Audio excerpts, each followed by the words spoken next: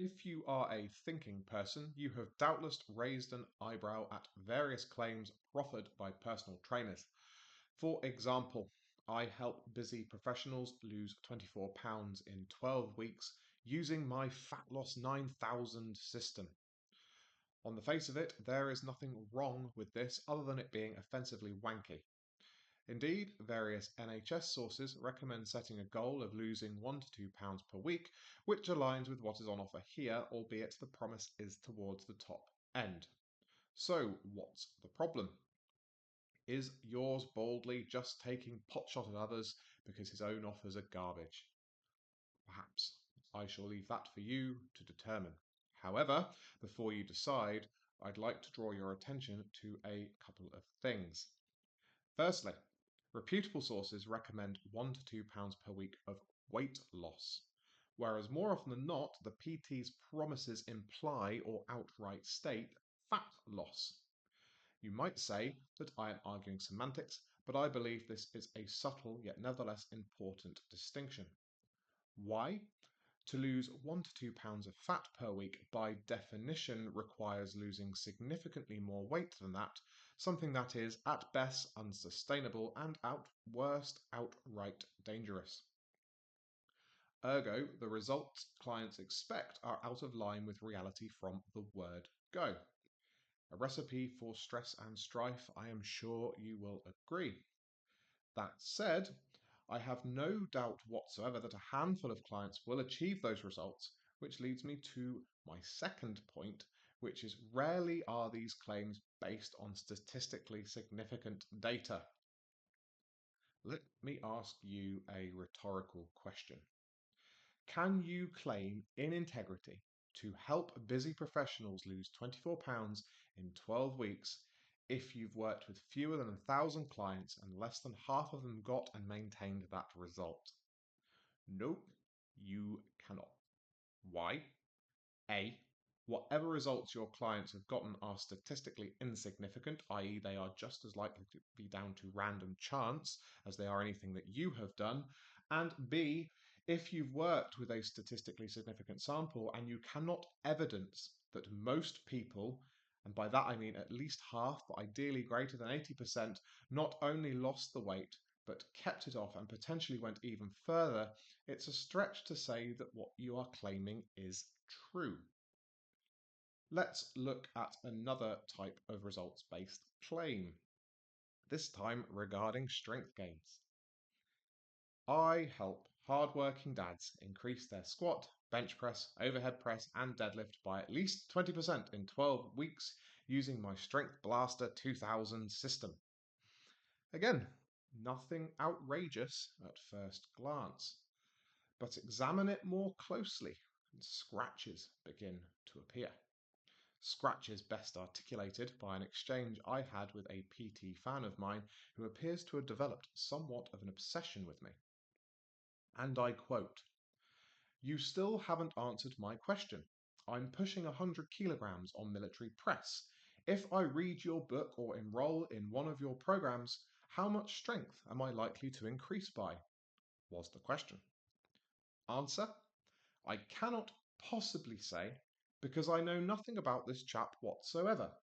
His age, height, weight, training experience, health status, and injury history are a mystery, as is the rest of his programming, how much time he can devote to training, why he wants to get his press up, and the form he is using to press. Hold that thought on the form because we shall return to it in a moment. Anyway, these are all things any PT knows they need to ascertain before making so much as a guesstimate about what a client may or may not be able to achieve. Now we return to that point about form. What constitutes a military press varies widely.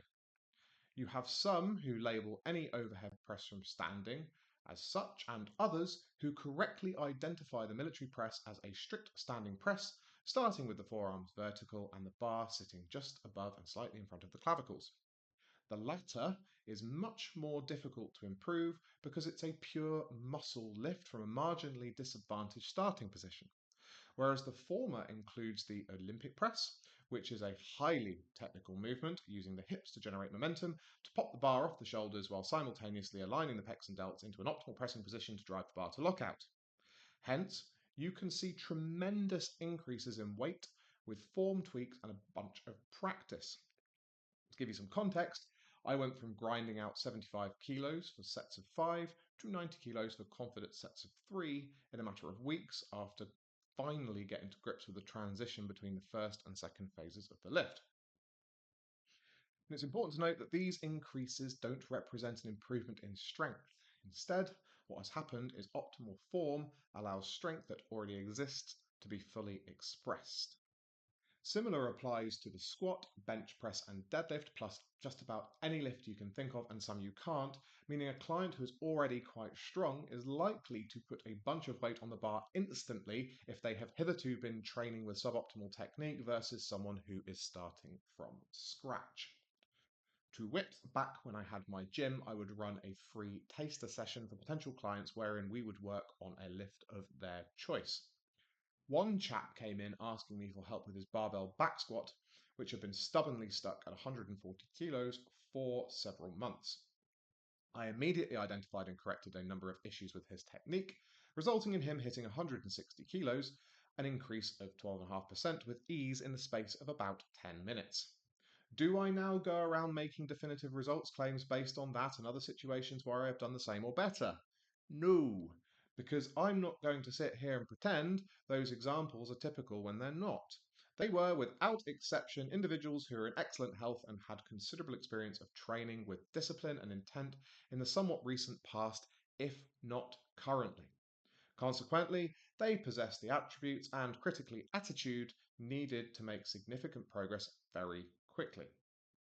Alas, that does not describe the general population, rendering almost all results-based promises null and void in my humbly correct opinion. None of this is to say that there aren't people out there who could potentially make such promises.